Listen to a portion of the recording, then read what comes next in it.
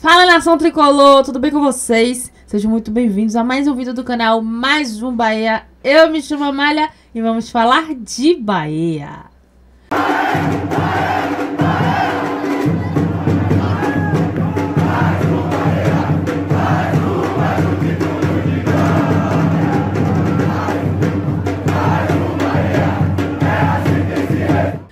Fala, nação, bora bater um papo, ouvir o que o Rogério Ceni tem a falar sobre este jogo.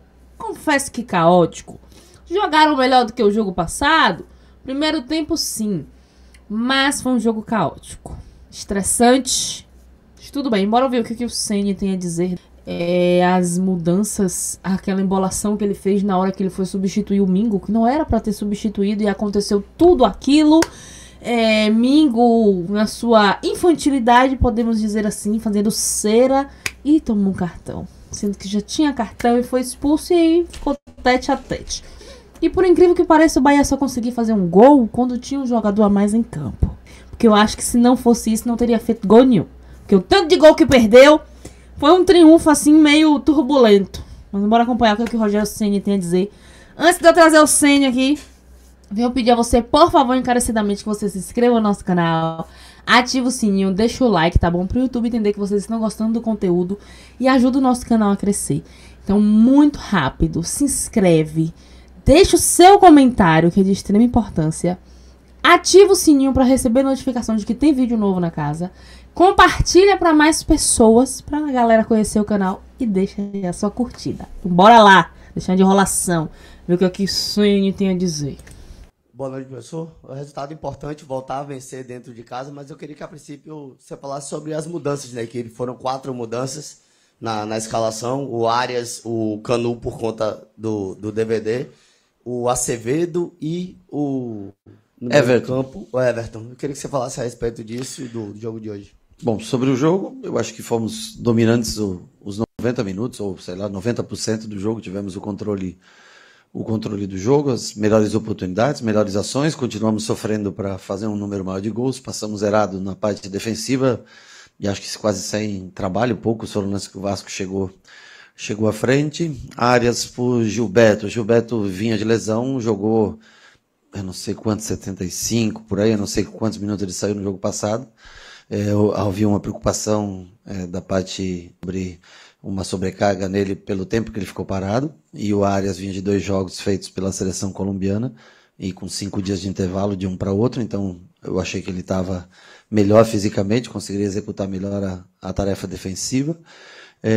Nico e Everton entraram no jogo passado, eu conversei com o Everton, venho conversando sempre com ele achou que se sentiu melhor depois dos últimos minutos no jogo passado, então eu achei que ele aguentaria os 45 iniciais e preferi utilizar ele desde o início. Para sustentar o Everton, preferi colocar o Nico, para dar um pouco mais de sustentação a ele. E a última mudança? Não, Canu. O Canu entrou pela lesão do David, fez a função do David. O Rogério é meio contraditório nas suas palavras, né? No jogo passado ele tinha dito que Everton não tinha condições, né, de jogar os 40 minutos e tal, por isso que ele tava colocando o Everton já no final. Aí agora ele já vem com outra conversa. Você é meio contraditório, meu amigo, nas suas palavras.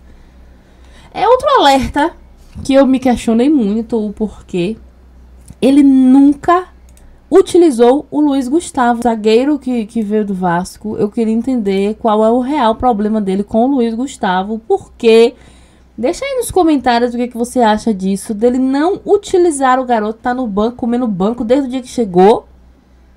Complicado. Você já falou isso, que o time precisa ter uma outra resposta fora de casa. Esse jogo contra o Juventude, um time que está praticamente rebaixado, como é que você vai trabalhar principalmente o psicológico desse grupo para conquistar esses 3 pontos? Bom, eu não acho que esteja praticamente rebaixado, tá? Bom, também não sei os resultados de agora, como estão os jogos e como vão acabar a rodada, mas tem 9 pontos para disputar. Jogou, pelo jeito, um jogo bem parelho, pelos números, só vi os números agora contra o São Paulo, mas não assisti absolutamente nada do jogo. Vem fazendo bons jogos, vem obtendo bons resultados, acabou de ganhar do Vasco no Rio de Janeiro por 3-1. Quando joga em casa, normalmente apresenta um bom futebol, então não tem. O Sport rebaixado aí de fato, estava ganhando de 2-0 do Botafogo, o Sport estava ganhando de 1-0 do Flamengo. As pessoas querem aparecer, querem mostrar seu trabalho individualmente para que possam, se não estão com contrato, possam ser contratadas por outros clubes. Então, eu acho que isso não muda a maneira dos adversários jogarem. Todos os jogos fora de casa foram grandes oportunidades, alguns nós conseguimos, poucos, né, contra a Red Bull, Corinthians e mais um, Palmeiras, e agora são os últimos jogos do campeonato. Se a gente quiser, se a gente almejar brigar pelo 5º lugar, é necessário conquistar um triunfo, uma vitória longe de casa. E esse jogo do Juventude é o próximo, é o que está na lista. Então, para trazer contra o Sport a chance real de brigar pelo 5º lugar, se faz necessário vencer o jogo contra o Juventude. Aí eu te pergunto, você é torcedor, eu torcedora do Bahia. O Bahia não conseguiu fazer assim o que deveria ter feito dentro de casa. O Vasco, se eu não me engano, vem da 4ª derrota seguida. Se eu não me engano, é isso. 4ª derrota seguida, hoje se completou a 5ª. Dentro de casa, a gente já é o 2º jogo, né? Desde que voltou da data FIFA, o Bahia não tem uma consistência, não passa uma segurança para o torcedor. Só conseguiu fazer um gol após estar com um jogador a mais. Logo após que se igualou, porque tomou um cartão vermelho também. Acabou. O Bahia vai conseguir fazer alguma coisa fora de casa, que a gente já conhece o Bahia fora de casa? Você, torcedor, você tem esperança que o Bahia vai ganhar do Juventude fora de casa? Porque eu não tenho nenhuma. Graças a Deus que conseguiu triunfar hoje. Conseguiu esses 3 pontos. Porque eu achei que nem isso ia conseguir dentro de casa. Ceni, na expulsão do domingo ali, eu vi que o Banco do Bahia reclamou bastante, né? Eu queria que você falasse aí o que, você achou da arbitragem do Jefferson Ferreira e o que aconteceu ali, porque eu estava atrás do gol, não entendi nada que aconteceu na saída domingo. Tá, primeira substituição não ia sair o Pulga, mas no momento o Pulga vai para a maca e a gente muda a substituição. Antes de sair o Pulga, eu estava em dúvida em qual dos dois tirar. Eu quis colocar o Gabriel Xavier pela entrada do Verratti para ter uma bola aérea defensiva numa marcação praticamente individualizada, porque o Vasco ia tentar, logicamente, jogar a bola na área para ele, né? Então a entrada do Gabriel Xavier se deveu a entrada do Verratti dentro de campo, eles iam subir a altura, os últimos minutos, bola na área. Eu acho que o Gabriel defende bem esse tipo de bola. E eu estava na dúvida entre Canu e Santi. E conversei com o Charles antes de tomar a decisão. Esqueci de avisar para ele que ia sair o Santi pelo desgaste, por estar jogando mais, mesmo preferindo ter um canhoto e um destro, mas ia ficar aquele resto de tempo com o Canu pela esquerda, com o Gabriel Xavier central. O Luiz Gustavo não existe, né? O cara simplesmente não existe. Centralizado, já que a Arias defendia o lado direito, né? E acho que o Charles preencheu com um número errado. E aí levantou a placa e não era. Mas depois ele viu a placa levantada com 21, né? Com o número dele. E aí eu acho que pode haver um bom senso do árbitro em acrescentar mais 1 minuto se ele acha que o jogador demorou para sair. E ele também poderia ter saído de forma um pouco mais rápida, né? Então, assim, não posso culpar 100% o árbitro, mas se ele achou que o atleta demorou demais para sair, no momento que ele se dirigiu ao atleta, fez sinal para sair, ele poderia ter o bom senso e acrescentar 1, 2 minutos, o quanto ele achasse que fosse necessário, e não mudar uma linha de um jogo que foi bem escrita até aquele momento, e graças à decisão do árbitro. E também não vamos tirar, logicamente, a demora domingo na situação do Santi, mudou o panorama da partida, que se encaminhava para um final como foi o jogo inteiro de domínio do Bahia. Nessa hora domingo, virou uma embolação ali que eu fiquei perdida aérea, eu fiquei completamente aérea, eu não consegui compreender o que estava acontecendo. O tanto que o Mingo, ele tinha tomado o cartão e ele ficou, ele foi até o meio do caminho, continuou no meio do caminho que ele se tocou, que ele já tinha tomado outro cartão e ele seria expulso. A impressão que deu é que o árbitro também tinha esquecido que o Mingo já tinha cartão e aí deu no que deu. Não tenho o que questionar desse árbitro da arbitragem do jogo, não tenho o que questionar, ele fez uma boa partida, só no final que aconteceu isso, mas em relação ao contexto do jogo em si, ele deixou o jogo rolar, então assim, não tem o que falar, né? O que reclamar e questionar dele, e o Mingo, querendo ou não, tem a sua responsabilidade, né? Demorou de sair, ficou querendo segurar, não sei se foi a intenção dele ou não, mas difícil. Boa noite, Rogério. Falando sobre Everton Ribeiro, você disse na coletiva passada que ele não se sentia bem e agora há pouco falou que ele pediu para jogar. Como é que você vê esse retorno dele ao time titular do Bahia? Bom, ele em condições físicas, com a qualidade técnica que ele tem, ele é um jogador essencial para a gente, né? Ele, por algumas vezes nós conversamos, depois do retorno dele, ele hoje, acho que uns 15 minutinhos eu consigo, depois por uns 30 minutos eu consigo, e nesse último jogo, quando acabou, eu hoje, na hora do almoço, fui conversar com ele para a gente tentar definir a escalação, né? E ele falou, não, eu acho que eu me sinto bem para os primeiros 45 minutos eu consigo desenvolver. Era um jogo que a gente precisava dessa responsabilidade chamada por ele. O Vasco é uma equipe que marca muito forte, principalmente os 5, né? Os dois volantes dele saltam muito nos 5, que eu quero dizer, no Juba e no Nico, né? E os 3 pressionam bem à frente, ou seja, o espaço livre é no 10, é no cara que ocupa a parte de cima do quadrado. Então o Everton faz isso como poucos fazem, né? E aí ele jogou, acho que jogou uns 15, 60, né? Acho que ele jogou, acho que passou uns 15, eu não tenho certeza quanto? 70. Jogou 70 minutos, mas ele disse que se sentiu melhor do que no último jogo. Então, mostra que está se recuperando. Uma pena que o ano está acabando, né? Mas tem ajudado a gente também, um jogador importante, foi fundamental naquele empate contra o Inter, foi fundamental contra o Red Bull. E hoje fez um bom jogo, mesmo não estando no seu auge da parte física. Pronto, agora o Ceni respondeu a minha pergunta, o meu questionamento. Porque jogo passado ele disse que o cara não estava apto, né? Então o próprio Everton disse que queria. O próprio Everton teve essa conversa com o Ceni aí, muito bom. O Everton é um atleta, é um jogador assim que a gente não tem o que questionar, o que falar. E que faz toda a diferença no jogo, né? Boa noite, Rogério. Queria que você falasse a sua sensação sobre o Bahia ter chegado ao recorde de pontos na era dos pontos corridos, 56 pontos.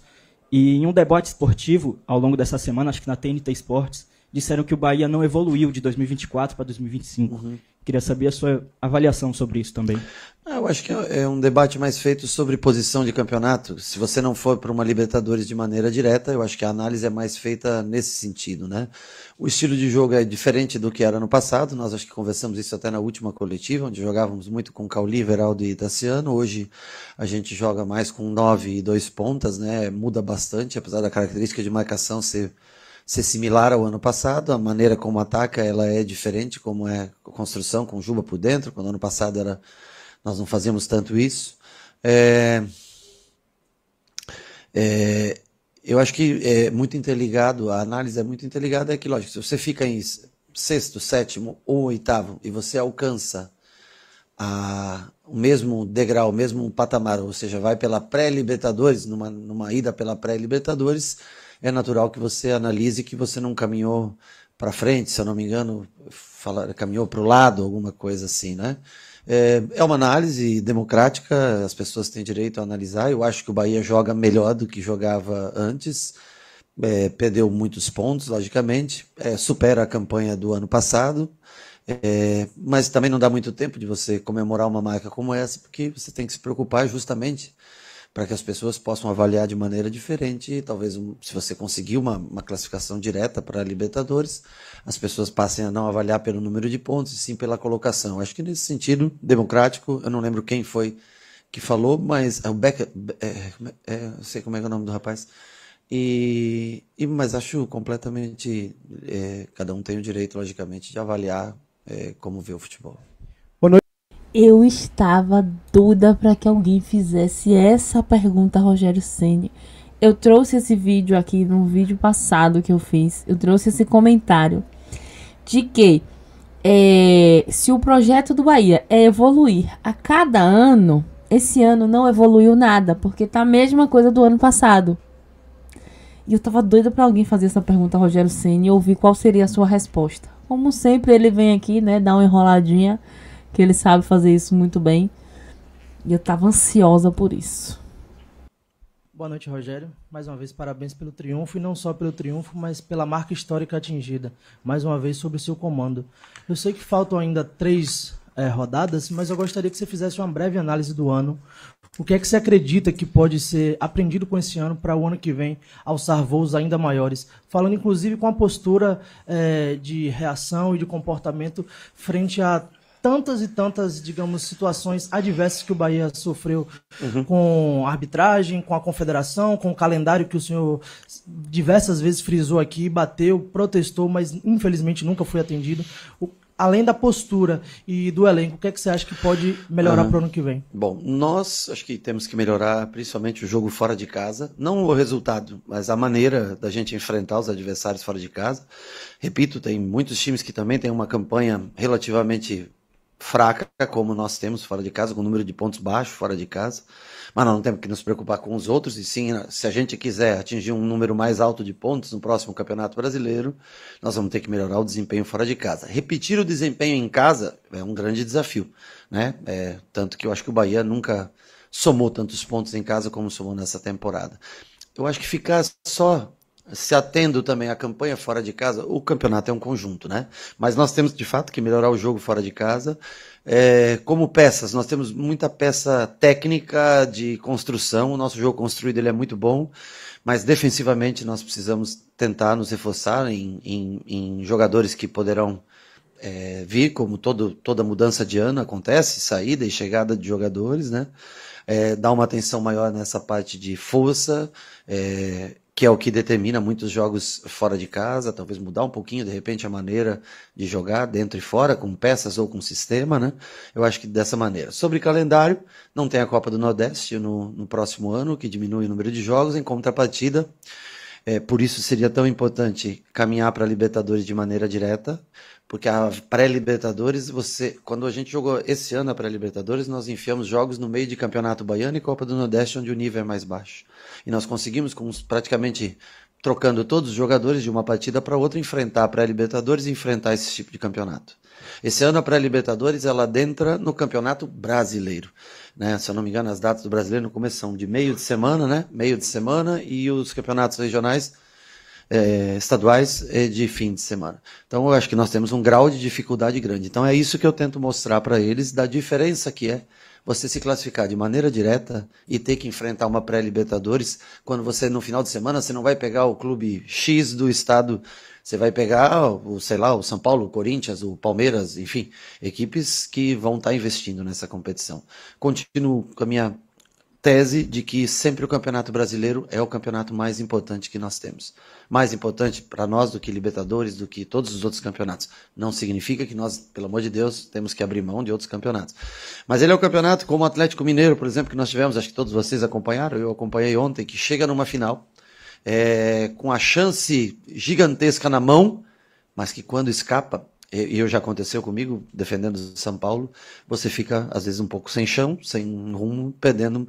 Então, o Campeonato Brasileiro ele é o que direciona tudo no ano. Então, eu acho que a gente tem que continuar valorizando isso e, logicamente, se você for para uma Copa Libertadores, para uma Sul-Americana, para uma Copa do Brasil, você também tem que dar o valor a essas competições, lembrando que o brasileiro tem data de início e fim, né? Eu acho que, mais ou menos, é isso, as datas que diminuem da Copa do Nordeste, apesar que o campeonato, pelo que eu vi, começa dia 11, né?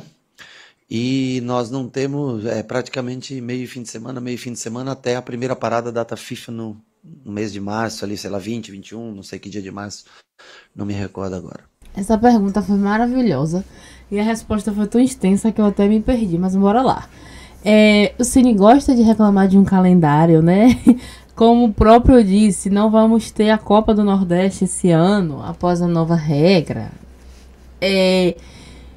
Questão da pré-Libertadores. Se segura, meu bem. Tenta aí fazer os pontinhos para você passar direto, já é meio caminho andado. E essa pergunta sobre o próximo ano foi crucial, porque já tá na hora de arrumar a casa, deixar de ser um time home office que as coisas só funcionam dentro de casa. Bora ver as contratações, como é que vai ser, quem vai embora, quem vai sair. Aqui até lá tem muita água para rolar ainda. Ainda temos jogos importantes, principalmente os jogos fora de casa. Próximo jogo fora de casa, a gente já não cria tanta expectativa, porque já sabe como é o desempenho do Bahia. Por ter desempenhado taticamente um belíssimo futebol, parabéns pela marca histórica do Campeonato Brasileiro do Bahia, com margem de alcançar pontos maiores. Rogério, eu gostaria de saber como trabalhar os atletas para que consiga fazer o triunfo fora de casa e controlar também, talvez, um pouquinho de ansiedade de que é para poder a classificação direta, que junta o fator ganhar fora de casa e junta o fator de vamos conseguir a vaga direta para a Libertadores. Bom, boa noite. Acho que o positivismo ele tem que existir. Hoje, se a gente olhar a tabela de classificação, a gente vê o Fluminense 1 ponto atrás e o Botafogo 2 à frente, que é a nossa, né, realidade desse momento. O Botafogo, se eu não me engano, joga Corinthians Cruzeiro fora, nós jogamos Juventude Sport fora em casa, né? Nós temos que primeiramente pensar em ultrapassar. Botafogo joga que não depende só da gente, né? Mas depende muito da gente, porque se nós não fizermos a nossa parte, não vai ser o Botafogo que vai caminhar para trás. Então, eu acho que primeiro para jogos não existe. Nós temos que ter mais coragem, viver mais o jogo, competir mais. Eu acho que a maneira como nossos jogadores são, eles são de mais técnica, mas fora de casa, se não houver essa parte física, nós não vamos conseguir. Fizemos até um bom jogo contra o Inter, um bom segundo tempo contra o Inter, né?